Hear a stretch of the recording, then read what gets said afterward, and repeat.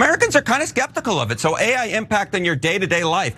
38% will do more good than harm. But look at this, 44% say it will do more harm than good. That's the plurality there. And there's a huge divide by education and by income. What we're having a situation here is the haves and the have-nots. What are we talking about? Let's take a look at that impact by income, right? Think AI's impact will be good. Just 26% of those who make less than $50,000 think will be good. You jump to 50 to 100K, it's 36%. 100 to 200K, it's 49%. Then you look here, look at that, at 200K plus, the vast majority of those Americans think AI will do more good than harm.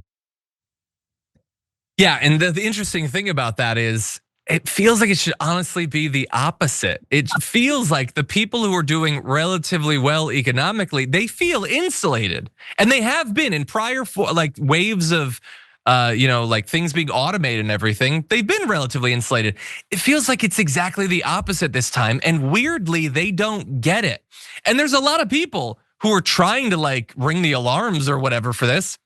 The CEO of Anthropic says that AI could wipe out half of all entry-level white-collar jobs, soon, okay, in the next 5 years. 5 years. Says unemployment could spike between 10 and 20% in the next 5 years. And again, manual labor, those sorts of things, it's relatively hard for AI to replace that.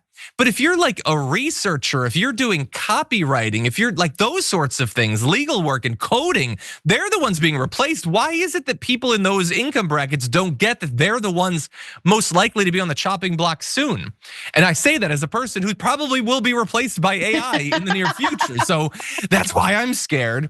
But anyway, let's jump ahead to, we've got other examples of how this is already happening. So graphic 4, in 2024, early career candidates accounted for 7% of total hires at big tech firms.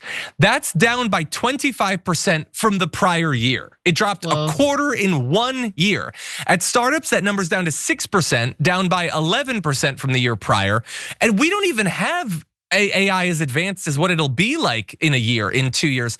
And it's already replacing significant percentages of those who would get onboarded into their careers in this way. And this isn't people working this isn't waiters and stuff like this. This is at tech companies already losing their jobs. And the reason that I bring it up is, and we have so much more we could go into, I don't think we have time. I feel like this is barely being talked about in a government context. One of the things that they have in the big, beautiful bill that hopefully will be stripped out is, I think it's a 10-year prohibition on states regulating AI in literally any way. And 10 years, in 10 years, we could be in a Skynet at that point. That is basically, you will have no brakes on AI and its ability to replace people in a wide variety of careers. And that's one of the little gifts they've given to these tech companies that's currently in that bill. And there's basically no pushback. There's nobody talking about what sort of regulatory or legal framework could help to protect people's jobs. Maybe tax disincentives for replacing people with cheap AI. There could be something, maybe that's an opening for the Democrats, I don't know, but what do you make of this? First of all, that's a great point to have. That's a great tax incentives to not work with them. I want to be very clear for the lawyers, who think they're above this, just like you said very quickly, they're not. AI is coming and you are not ready for it. I don't know if you guys know, but the My Pillow guy, what a stand-up man Mike Lindell is, he actually created a brief for the courts. I don't know if you saw this, and it was made out of AI with factual errors. He just completely AI'd his court case, and the judge just lambasted him. At my dad's law firm, for instance, they're starting AI, looking up briefs, stuff like that. So I know the top leaders in these high-powered jobs think that they can outdo AI. As you said, they are wrong. It is coming for them. And what scares me is the lack of humanity in these types of jobs. If we lose the humanity, we've lost everything. That's what terrifies me. So I just want to be clear, again, the waiters and all that, that's something. But for you all at the top who think it's not coming for you, just wait, it's coming. And you can let the tech people have it all, but it is coming for your industry. Exactly.